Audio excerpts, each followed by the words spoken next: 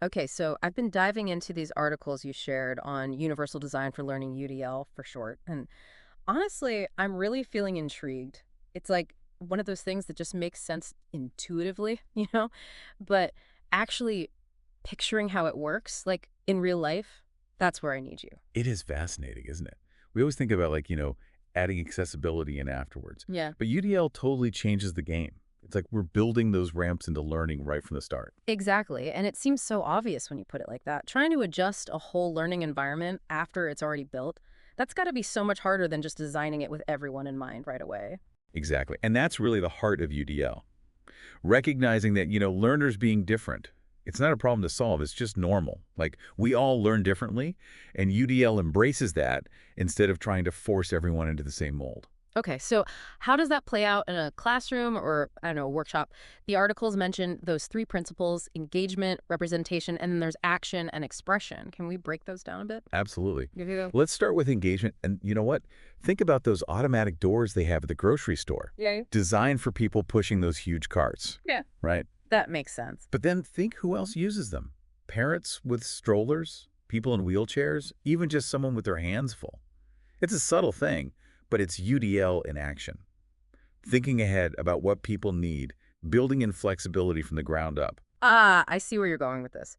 So, like in a learning setting, engagement would be about making the information click with everyone, no matter how they learn best, right? Exactly. And it's not about like just keeping students awake. It's deeper than that. It's about tapping into the why of learning. Why should this information matter to you? How can we make it relevant to your life? So, creating those aha moments, like making the information actually connect so you want to learn more. One of the articles talked about giving students choices in how they learn. Is that part of this whole engagement thing? Absolutely. Remember that example about letting students pick their research topics or how they want to present a project? That's UDL in a nutshell. Giving learners that feeling of control, that freedom to explore within a framework. That's how you get them really engaged. And that choice piece is so important. Actually, reminds me of something I was reading about how companies are using UDL for job training now. Hmm. Instead of like the same old training for everyone, they let new hires choose different ways to learn based on, what their job is and how they learn best. Wow, so it's not just for schools. It's like we can use these ideas to make learning better everywhere. I love that. Exactly. Which leads perfectly into representation, the what of learning. Yeah. It's recognizing that there are tons of ways to take in and understand information. It's like we all have our own learning style or like a learning operating system or something, right? Some people are visual learners, some people learn best by listening, and some people they need to move around and experiment to really get it. Exactly. Think of it like having a really well-stocked toolbox. UDL is about providing all those different tools: text, images, audio, video, even hands-on activities. That way learners can pick and choose what works for them. That makes a lot of sense. One of the articles had this great analogy comparing it to a buffet versus, like a fixed menu. Instead of everyone getting the same thing, you can try different things and find what works for you. Perfect analogy. And when you give learners those options, those ways to connect with the information, they're more likely to remember it and actually find it meaningful. Okay, so we've got engagement, keeping it interesting and relevant, and then representation, presenting the information in all these different ways. So, what about that last one, action and expression? How do learners actually show what they've learned? That's where that third principle shines. Huh. Action and expression, it's the how of learning. And Yeah. it challenges, the way we normally think about assessment. It's not just about standardized tests or those one-size-fits-all assignments anymore. So, instead of just saying, okay, everyone write an essay or do this multiple choice quiz. Yeah, UDL pushes us to think outside the box.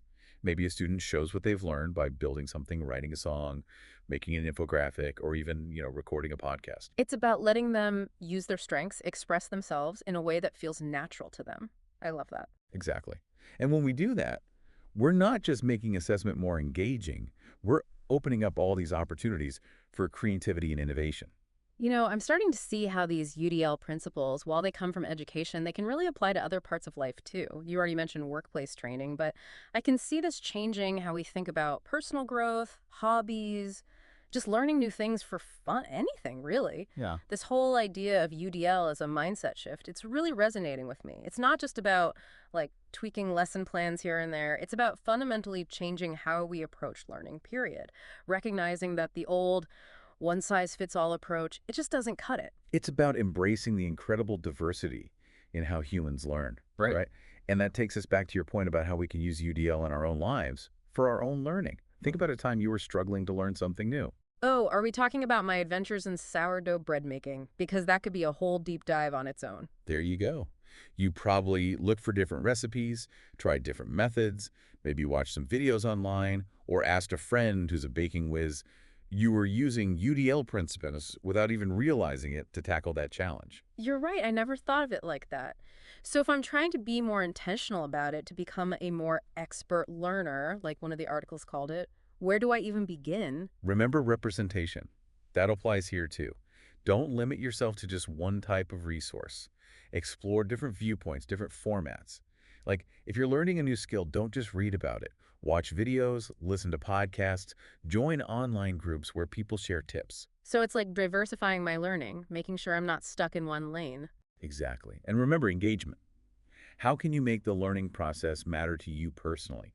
Can you connect it to your interests, your goals, or even just find ways to make it more enjoyable? The more invested you are, the more likely you are to stick with it. That makes me think about something else I read in one of those articles about finding your own style of action and expression. Yeah. Like, if I'm trying to really understand a new concept, maybe I could explain it to someone else or even just write down the key takeaways for myself. Exactly. That's the beauty of UDL. It gives you the power to design your own learning experiences. Experiment, try new things, and discover what works best for you.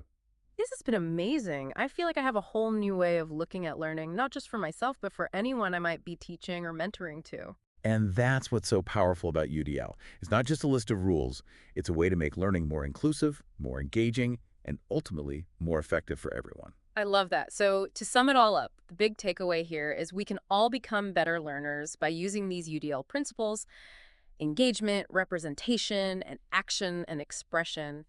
And the cool thing is, it doesn't matter if we're in a traditional classroom trying to get ahead in our careers or just exploring something we're passionate about. Exactly. It's about understanding that learning never stops. It's a Yeah. lifelong journey. And UDL gives us the tools and the perspective to make that journey both enriching and empowering. I love that, a lifelong journey of learning. And on that note, I think it's time for me to go try out a new sourdough recipe.